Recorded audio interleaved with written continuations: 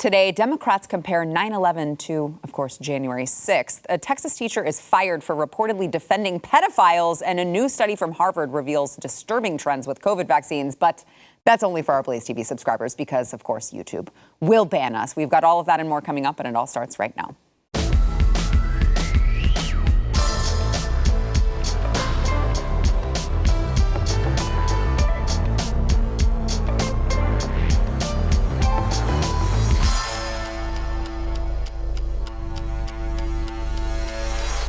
Welcome to the news and why it matters. Happy Monday. Is it Monday? Yes, it's Monday. I'm Sarah Gonzalez, today joined by my friend and host of the Chad Prather Show. Conveniently, his name is Chad Prather, which is nice that he hosts the show called Chad Prather. We thought long and hard about a name for a show. It's like profound. Also joined by, it's been a while, Jamie Kilstein. He is a comedian and host of F-Up's Guide to the Universe is the way that I can say that. Yes. But it's been a while. I should have just gone with the name thing like you did instead of having to be like, well, I can't say the name of it. There's a bleep in it. If you just Google my name, but don't Google too far for my name, and it's fine. Just follow me on Twitter, everybody. Just do that. That's my name. You know, you're like, well, it's the name of it is this, but you just use the asterisks. Yeah. Just do that. All right, So we've got a lot to get into today. First, we want to thank our friends over at Healthy Cell. They've got a bunch of great supplements. They've got it for all: sleep, focus, multivitamin, immune support. They taste great. My family loves them. We use them for everything. You can go to healthycell.com/news. Use code NEWS for 20% off of your order over at healthycell.com/news. I want to get into what happened, obviously, yesterday, a very significant day in American history. It was September 11th, and what's it been, 21 years now since it happened, which in itself really makes me feel old. But more importantly than that, it's just so interesting to think about the concept that we have adults who are that old who just have absolutely no perspective, no reference point on how bad it can get and what happens when terrorists attack your country. I'm sure we could sit here and posit about how maybe that's why young adults are the way that they are in certain regards, because they've never had to feel that sort of thing happening and also not felt the unity that comes along with gathering, picking up the pieces together. Yeah. But I want to, and we can take it there if you guys want to.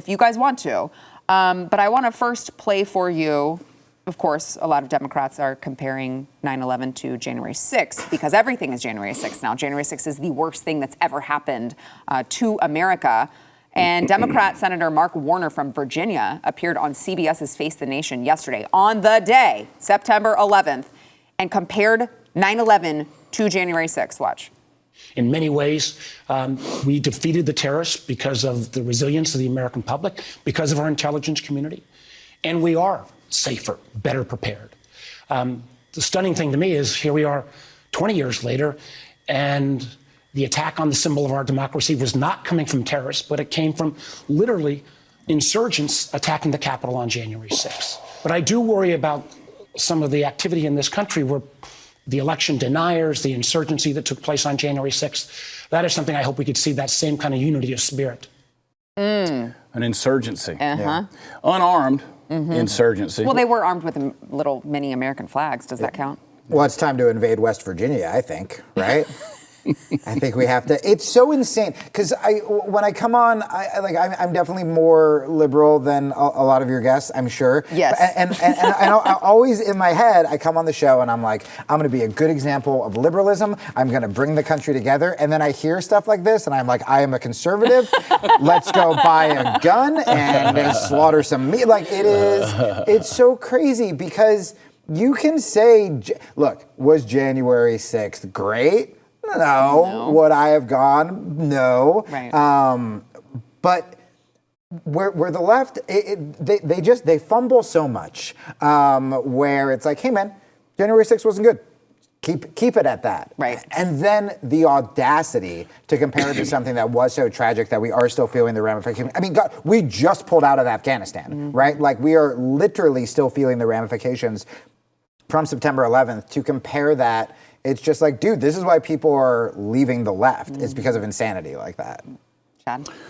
Well, it's okay. Let's look at the name changes that are going on and the labeling and the thing that's going on in order to classify people on the right? So Merrick Garland came out and said that people who go and their parents that go to school board meetings are domestic terrorists if they go in there calling out their school boards.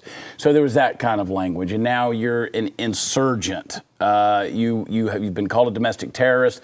You're MAGA Republicans. You're Trumpies. I mean, insurgent's still cooler than me getting called a snowflake. To be fair, I'd rather be called. It's a tougher. It's very much. It's a lot tougher. It's manlier. Yeah. But they are trying to villainize and make you an enemy with the vocabulary that they're using to call you these names. And so, yeah, I mean, like I remember where I was when I got the phone call that said you need to get in front of a TV right now. Because this is going down in New York City, and I got to the TV just in time to see the second plane hit the second tower, and then the events that unfolded that day. I mean, I literally had a 3-year-old daughter and a 1-year-old daughter, and the TVs were out, because everything blacked out. And then I went in the kitchen and I was washing some dishes, and I just broke. I mean, I just wept, because of just feeling that, and I knew. That day and the next day, and just, I can remember I went to a Home Depot to pick something up that next day, and I just remember this feeling in my soul that, like, America is now different. Yeah. It's different. And again, I'm not talking about the people who want to talk about, well, the conspiracy theories and all. No. Let's just talk about what we felt in that moment. I'm so glad you said that. I love that you went to Home Depot. That's such a Chad Manley thing to do. I got to go buy tools. I had to go pick something up. It was something. So I was in New York, and I love that you pointed out, you didn't say anything about divisiveness. You pointed out the unity, where, because you could be like, oh, kids, they don't know the fear, or they don't know that. And it's like, okay, maybe that too. But it was the unity, where now, especially with social media, everything is about. I was thinking about this the other day. Do you remember our parents? They didn't tell anyone who they voted for. Yeah. It was like clandestine. I had no clue. Dude, it was clandestine. If you asked them, it was like an offensive thing to ask them. You closed that curtain and they did their patriotic button pushing, and then that was it. And now, I mean, if you vote a certain way, you could get fired, which is so insanely undemocratic to me. And so, but the unity after that, nobody was on the subway being like, hey, who do you vote for? Right. It was literally, I remember being on the subway and looking at people. I don't remember races. I certainly didn't know like sexual orientations, whatever. And we would just like kind of like give these nods of like, hey, you good? And it felt like any New Yorker would have done anything to help any other New Yorker, and it had nothing to do with politics, had nothing to do with any of that. It was just, for the first time, it's like, hey, we're all in this together. And man, have we lost that. And I don't know if the Democrats are just scared right now because they know Trump's a threat, so they're trying to use the same fear that they accused Republicans of using after 9/11, by the way, where they're trying to make people fear, but no one in 21 years is going to be singing songs and holding memorials with pictures of the podium guy and being like, do you remember where you were? It's like, I only remember January 6th when some idiot politician is bringing it up like this.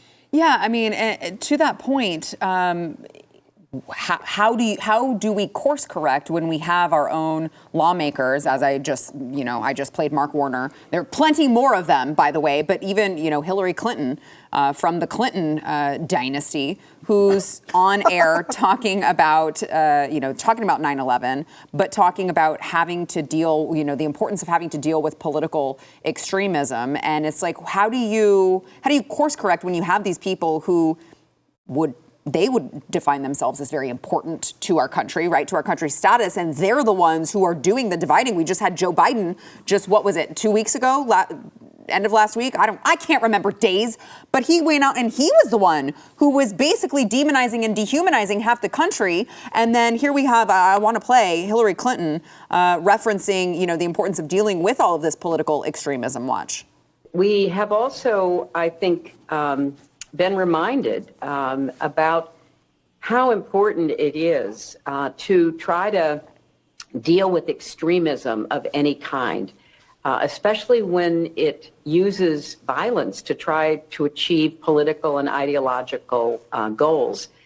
So I'm one who thinks that there are lessons still to be learned from what happened to us on 9/11 that we should be very aware of during this time in our country and the world's history. Now, I don't think it's a coincidence that she's saying these things at the same time that the leader of the free world is calling us MAGA extremists, right? MAGA forces, he said over the weekend, which I was like, well, if that isn't basically insinuating that we're in a civil war now, I don't know what does. MAGA forces? Also, once again, MAGA forces, that's like dope merch. That's awesome. Yeah, that's really cool. I like to think that you forgetting the day was showing solidarity with Joe Biden. And I was like, we're healing, we're bringing people together. I think that one of the things we can do, and I think I said something like this on Glenn's show, but the left needs to start calling out the left, just like the right should start calling out the right. We are so used to just attacking the other side, no matter what the issue is, even if we disagree with it. Even if we're on Twitter, and I know we were talking about this before we went on the air, there are people on the left who see some of the stuff that the left now represents that are like, I don't like that, but they're afraid to say something. Mm-hmm. If the left could call out the left, just like conservatives could call out conservatives, that's the answer. Yeah. Because we should be saying, not you, we should be saying those comparisons are insane. Those comparisons are inaccurate. Like, what are you doing, man? Like, we used to get mad, again, when the right would use fear to, get us into Iraq, and we were, horrified at that. And now we're doing the exact same thing. To not be able to call out our own hypocrisy is when we start to get taken less seriously. And then, by the way, if there are extremists on the right, that's where y'all get to do it, because that makes you look bad. Yeah. When you do get the neo-Nazi people who find their way into January 6th, you guys want those people out. Just like good cops want bad cops out. It shouldn't be the left going defund the police. It should be like the good cops I know and that I do jiu-jitsu with. They hate the bad cops more than we do. They should be allowed to speak up. And I think if we started, just like you should try to better yourself before attacking other people, I think if we started calling out our teams with love, man. I don't think it's unpatriotic to question the government. That is patriotic, right? Just like you get into fights with your family the most because you're the most frustrated, but you love them. That's my answer, I think. Yeah. Chad? Hey, just last week, Chelsea Clinton was on one of the Talking Head programs, called it she referred to it as the white nationalist insurrection. So they keep adding. Don't make that one merch. No, don't do that one. But she called it the white nationalist insurrection, which I thought was very telling. I mean, because if that's where your mindset is, and that's where you're going to keep pushing this narrative further and further. But I mean, why doesn't she come out and call out some of her allies over at Weather Underground? Why does she call out BLM? Why does she call about those mostly peaceful protests? Yep. Why don't we talk about those extremists that are out there? And trust me, a lot of things have been done that are extreme in the name of these so-called organizations. I didn't hear Hillary Clinton come out and say that in the Summer of Love. No, and literally the Weather Underground, that whole group, that's her people. Right. That's her crew. Right. Wow. So let's associate that, Hill. I mean, I remember I actually, back in my super progressive days, I interviewed Bill Ayers from the Weather Underground. It was right when Sarah Palin was saying Obama was palling around with terrorists, and I just thought it would be funny. I had a segment with him called Palling Around with Bill. Of course you did that. He'd just come on the show and read poetry. It was a very weird phase of my life. We've all had them. Hearing you guys say this, I want to just sit here and make jokes with you guys because you're my friends, but I think something important is, I've gotten to know you as people, right? And I know you're not hateful people, blah, blah, blah. I think we're so used to talking to people in the know that we forget. So, for example, if I didn't know you and I heard what you just said, to me, BLM, when I hear the term Black Lives Matter, I don't know the people who run it. I've heard very bad things about them that I'm sure are true, right? Because any organization, I'm just like, but when and I think a lot of just casual liberals, casual for the people, casuals, right? That's what we call UFC fans who just know Conor McGregor, just filthy casuals. When they hear Black Lives Matter, I just think of the term Black Lives Matter. They matter. That's a very low bar, saying hey, we matter, right? And I go, oh, that's a fair ask to say. Not we're superior, not Wakanda forever. We just matter. If we're dying, help us. And so then what happens is that's how I think of it. Then someone hears you just in passing on a sound clip, something on Twitter. Look what this guy said. BLM's just as bad as blank. They're extremists. And they go, well, I just think of my black friend who wears a Black Lives Matter shirt, and he's not that institution, and he's not. And so I think that the biggest problem is that we don't talk to each other. And if we talk to each other, we could be like, oh, you're criticizing the institution. You're not racist. You don't hate black people. And then you can go, oh, you don't support that institution, but you just want equal rights for black people? And I go, yeah, of course. Like, that's exactly what I want. But because we don't talk to each other, we just naturally assume the worst of the other side. And the majority of people, they're not on Twitter. They're with their families. They're living good lives. They're moderate liberals. They're moderate conservatives. They tune into this show because it's fun. They're not there on January 6th. They're not at Antifa protests. The left thinks that, the Antifa people are ridiculous. A lot of people on the right think the January 6th thing was whatever. And I think that's the problem, is we just don't communicate with each other. And I don't hate black people, for the record. I hate all people. All people. Guys, all people. That's not as catchy. All right, there's so much I could say there, but we got to take a quick break. First, we want to thank our sponsor, My Patriot Supply.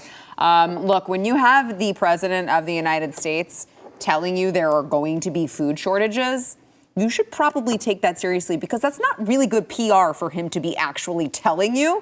And it's gonna get bad, all right? So you got to make sure that you are prepared, and My Patriot Supply is the way to do it. They've got a really, really awesome 3-month food kit that is $250 off right now. You'll get breakfast, lunch, dinners, drinks, snacks, ensuring over 2,000 calories a day for proper energy. So just make sure that you are prepared, because you don't want to be, look, worst case that happens, you got some food that lasts for like 25 years and it's there when you need it. You don't want to be left without it. Don't wait until it's too late. You can go to preparewithnews.com. It's going to ship fast and free in unmarked boxes, so your neighbors aren't coming over at the apocalypse expecting you to share. Preparewithnews.com.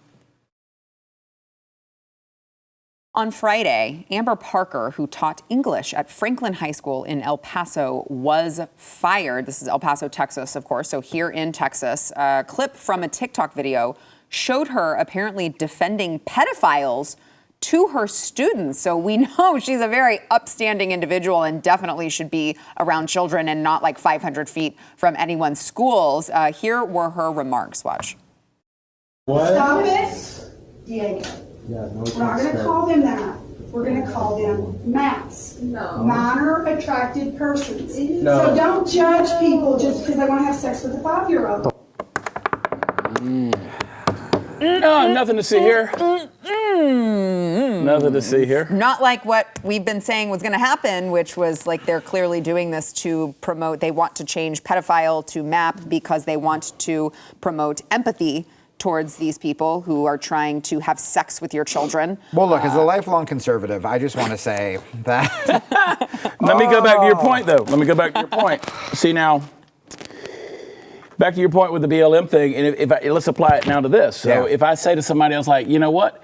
These people are sick in the head. I mean, they want to have these family-friendly drag shows. They want to keep dragging kids out there and doing all this kind of stuff. And people are like, well, you go to Vegas and they do all kind of crazy stuff out there. Yeah, again, we're talking about protecting children. I don't care what you do as an adult, But you say this stuff, people say, why? You just must be a transphobe. And I'm like, no, I'm not any of those things. Right. We're just trying to protect children. Right. Yeah, and by the way, what they're doing by saying that to you when you're talking about this is they're actually making trans people less safe, because what the left is telling you then is all trans people want to defend pedophiles and are groomers and whatever, which is not true. Yeah. That's exactly right. I have trans friends who are just comedians and they just want to hang out and get drunk with their friends. Right. They want nothing to do with kids. They're horrified by this kind of behavior. So the left is accidentally putting themselves in this horrible box. Whereas, like, yeah, the majority of LGBT people don't want this stuff. So then we should be the loudest. And not to mention the fact that people that are drag are not trans. Right. That's two different communities of people. Totally. In fact, you go to the Pride Parade in West Hollywood,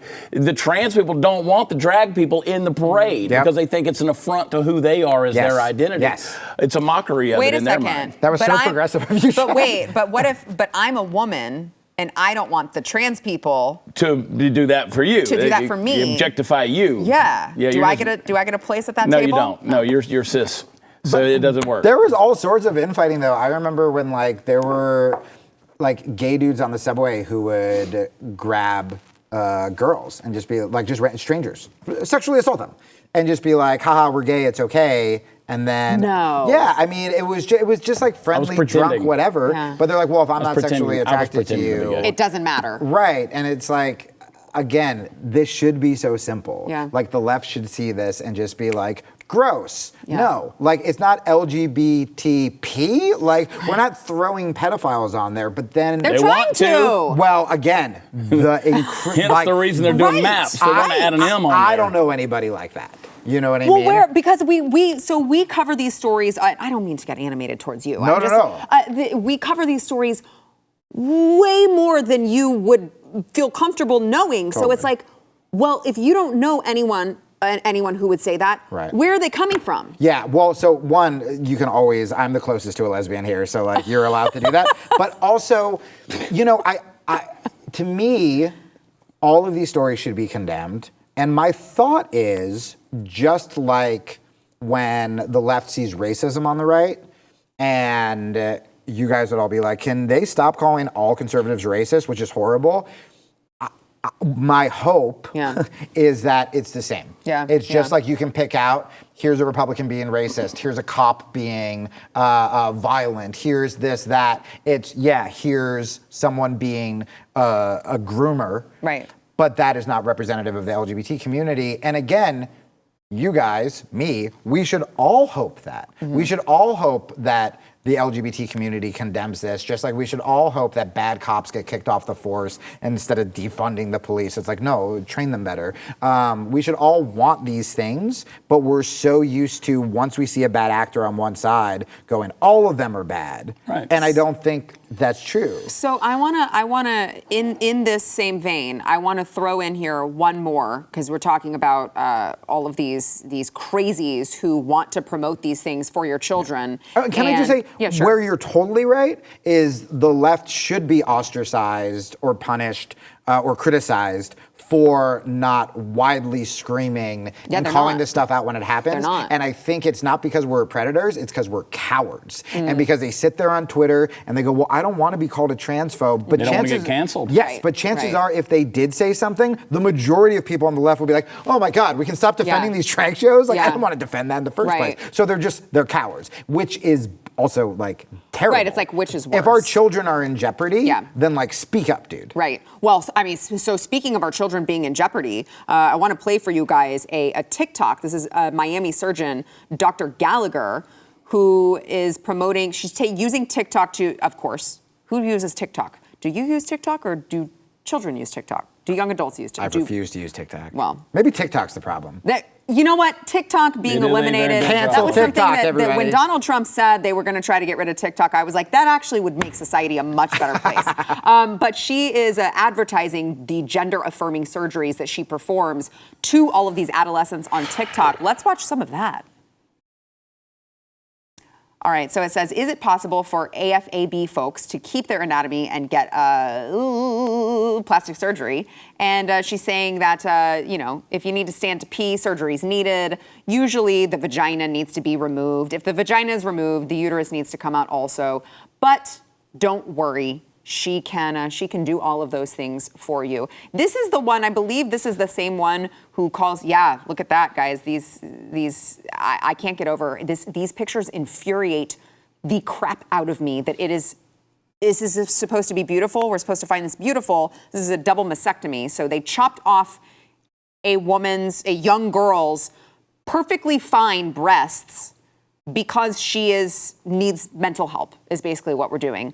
And you can't come back from that. I don't know if you guys noticed when you chop off, I ain't chopping nothing if you off of chop me. off your genitals, Chad, are they going to reattach it later? Don't No. say you're gonna make him go to Home Depot again if you say that. Yeah. But I mean, I think this is the same one who calls it yeeting the teat, I believe. So this is what they are doing. And it's, again, Jamie, to your point, it's like, why the hell are we the only ones calling this out Why for aren't being people sick and demented? Here's my thing. I've said this on my show many, many times. You and I have discussed it, Sarah. Why don't we have people policing their own community? It's best, cops should be calling out cops, and they do, but they should be weeding those out. If there's an OBGYN somewhere out there raping women, then you know what? The OBGYN community ought to come after that doctor. If you're in this community, that community, police your own community and bring this stuff back, because it shouldn't have to be the people who are opposed to you politically or culturally, philosophically, to be the ones who have to call this thing out. That's why it's like we're at each other's throats on this thing, when it's like, no. Like you made a great point, Jamie. If somebody in my family, I mean, we can fight and still love each other.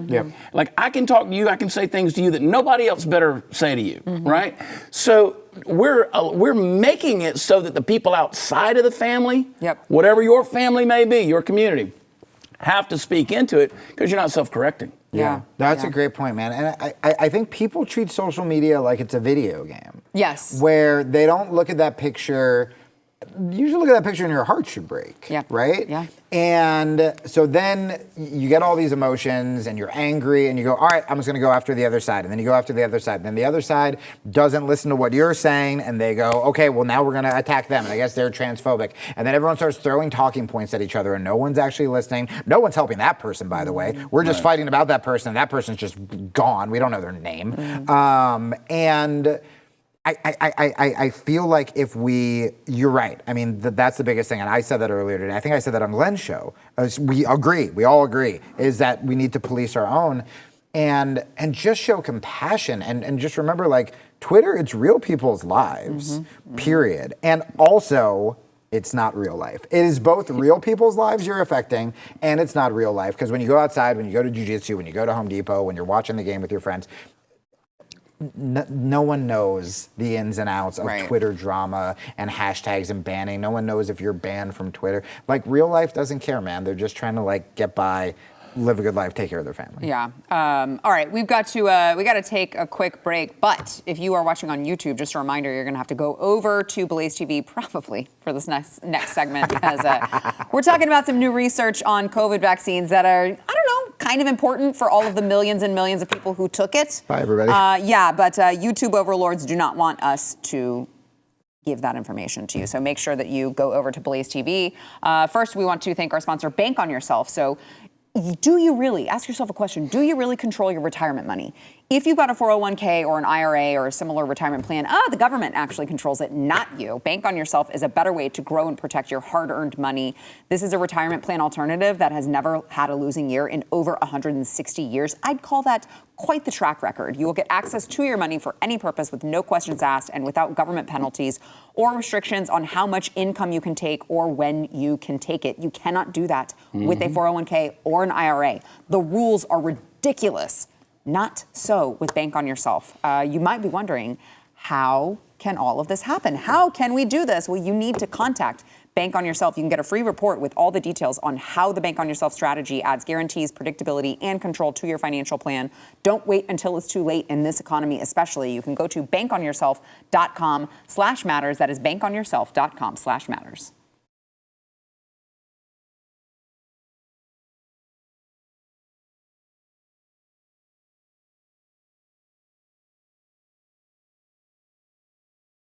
Border czar Kamala Harris. You may be wondering what is going on at the border. Well, don't worry, because she has spoken, and she told NBC's Chuck Todd over the weekend that the border is secure. Watch. We're going to have 2 million people cross this border for the first time ever. You're confident this border is secure? We have a secure border in that is a priority for any nation, including ours and our administration. But there are still a lot of problems that we are trying to fix, given the deterioration that happened over the last 4 years. We also have to put in place a law and a plan for a pathway for citizenship for the millions of people who are here and are prepared to do what is legally required to gain citizenship. She is so bad at this. How was she a lawyer? She's not good at lying. She's horrible. How was she? You literally can see the wheels turning in her brain trying to figure out what word she's going to choose next. Maybe it's because I just made a dating analogy, but when I was watching that, it literally looked like a 19-year-old guy who was just busted cheating. And he's like, baby, no. Like, this border's secure. I love you. She's like, it just. I feel like she every time she speaks, she is a teenager giving a book report on a book that they didn't read. Right. Like she's just literally she has no idea what word she's going to go to next until the very moment that it comes out of her mouth. There's an old man, and he's at sea. Yeah, and, it's so bad. And if the border is secure, please tell me why we have the DC mayor and the New York mayor complaining that now Texas is busing illegal immigrants into their cities, and they've got such an overflow, such an influx that they don't have the capacity to handle them. How is that happening if the border is secure? Well, can I also stick up for liberals a little bit in No. the sense that, no, wait, you'll agree with me, is that just like we used to criticize pharmaceutical companies, we hated Kamala Harris and Joe Biden.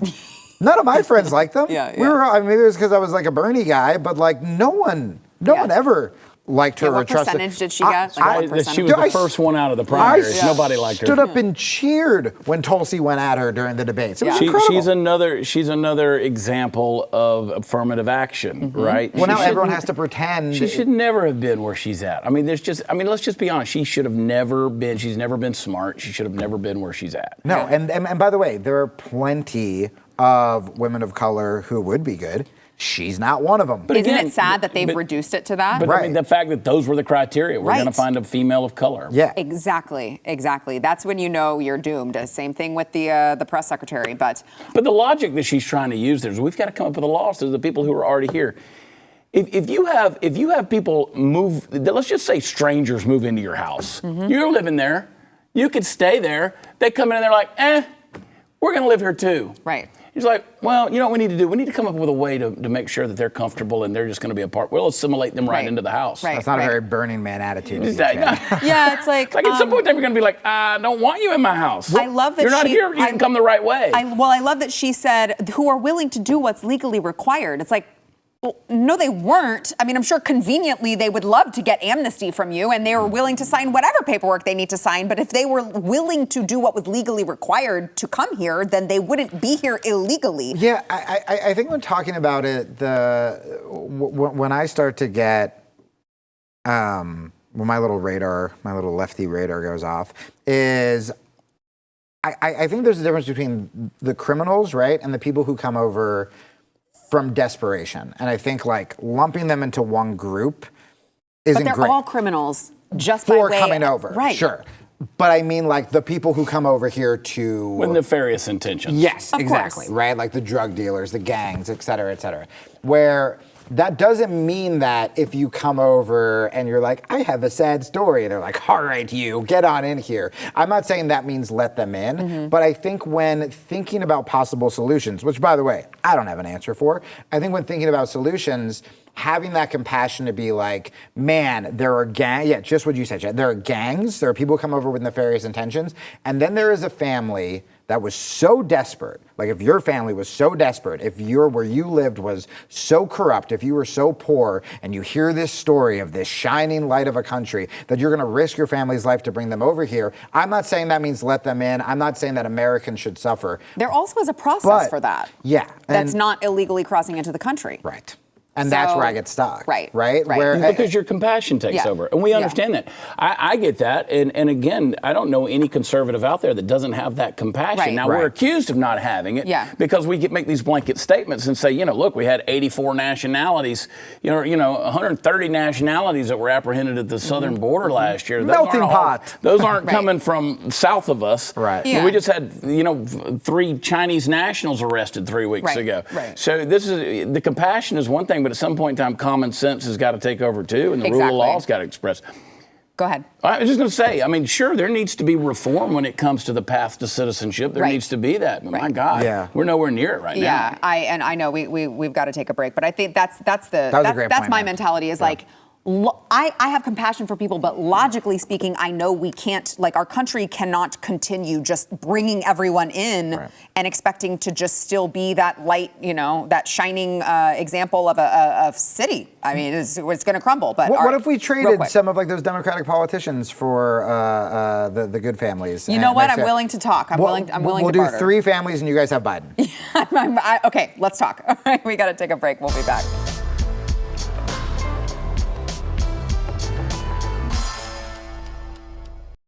Oh, congratulations to Brian Stelter. He landed a fellowship at Harvard. He will be joining the Shorenstein Center on Media Politics and Public Policy at Harvard's Kennedy School this fall. And Stelter will convene a series of discussions about threats to democracy and the range of potential responses from the news media.